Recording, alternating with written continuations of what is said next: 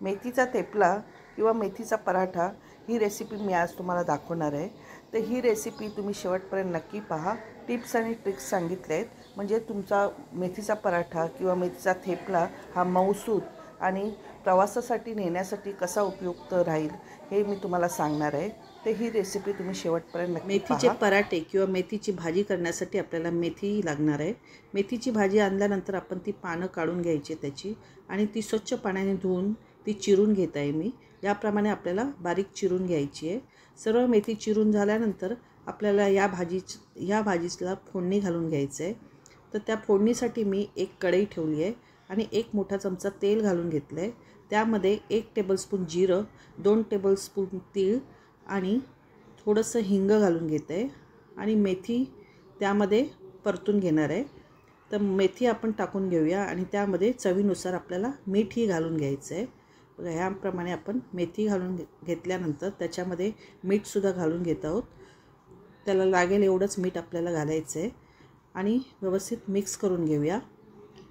मेथी आपली वाफेवरच 2-3 मिनिटात शिजून होईल आणि त्यानंतर मी 2 इंच गुळाचा खडा घेतला आहे आणि तो त्यात कुस्करून टाकलेला आहे। बघा याप्रमाणे गूळ टाकला आहे म्हणजे आपली मेथी कडवट लागणार नाही।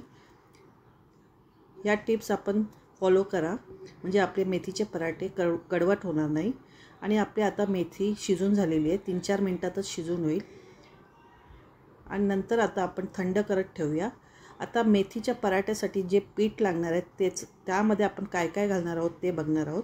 तर लसूण घेतलं आहे मी 5-6 आणि 2 इंच आलं घेतलं आणि 4 मिरच्या घेतल्या त्या ठेचून घेतल्या आहेत। आणि आता 2 वाटी आपण गव्हाचं पीठ घेतलं आहे आणि मेथी घेतली आहे ती शिजवलेली आणि अर्धा बाउल मी चण्याचं पीठ घेतलं आहे। हे सगळं साहित्य आपण त्याच्यामध्ये ओतून घेऊया परातीमध्ये आणि 2 चमचे दही लागणार आहे ते मी त्यात ओतून घेतलं आहे। हळद घेतली आहे 1 टीस्पून आणि 2 टीस्पून आपल्याला धणे पावडर घ्यायची आहे आणि 1 टीस्पून जिरं पावडर घ्यायची आहे आणि 1 टीस्पून लाल मसाला घ्यायचा आहे। हे सर्व साहित्य आपण व्यवस्थित मिक्स करून घेणार आहोत। बघा याप्रमाणे मिक्स करून घेऊया आणि चवीनुसार आपल्याला मीठही घालून घ्यायचं आहे। मेथीच्या भाजीत मीठ असल्यामुळे आपण पिठाला जेवढा अंदाज लागेल तेवढंच मीठ घालायचं आहे आणि मिरची, आलं आणि लसूणचा ठेचा आपण 2 चमचे घातलेले आहे।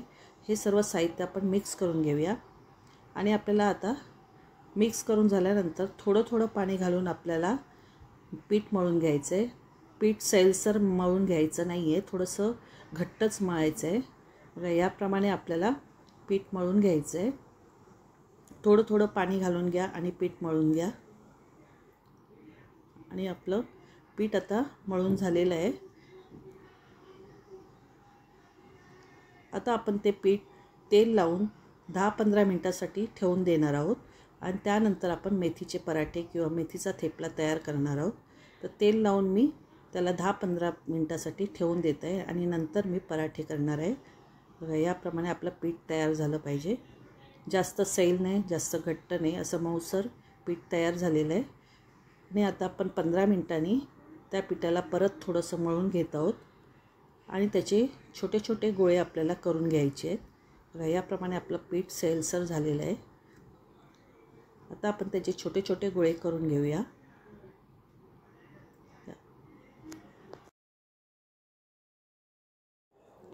आता आपण सर्व पिठाचे गोळे तयार करून घेतलेले आहे। आता आपण त्याला लाटून घेऊया। तर लाटून घेण्यासाठी आपण थोडंसं पीठ लावून घ्यायचं आहे, एका गोळ्यात लावून घेऊ नका। याप्रमाणे आपल्याला पातळ थेपले लाटून घ्यायचे आहेत। आता लाटून झाल्यानंतर मी आता हे कसे शेकायचे ते दाखवते। गॅसची फ्लेम आपल्याला मीडियम टू स्लोच ठेवायची आहे, जास्त फास्ट ठेवू नका।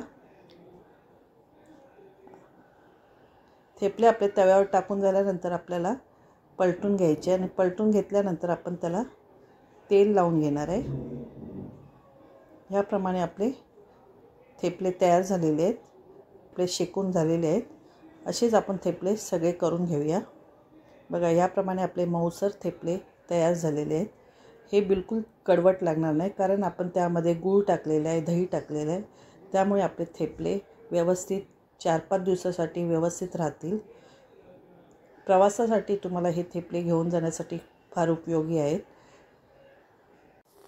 हे थेपले तुम्ही लहान मुलांच्या डब्यासाठी बनवू शकता. तर तुम्हाला ही रेसिपी माझी आवडली असेल तर प्लीज मला लाईक, शेअर, सबस्क्राईब करा आणि कमेंट करायला विसरू नका. नमस्कार.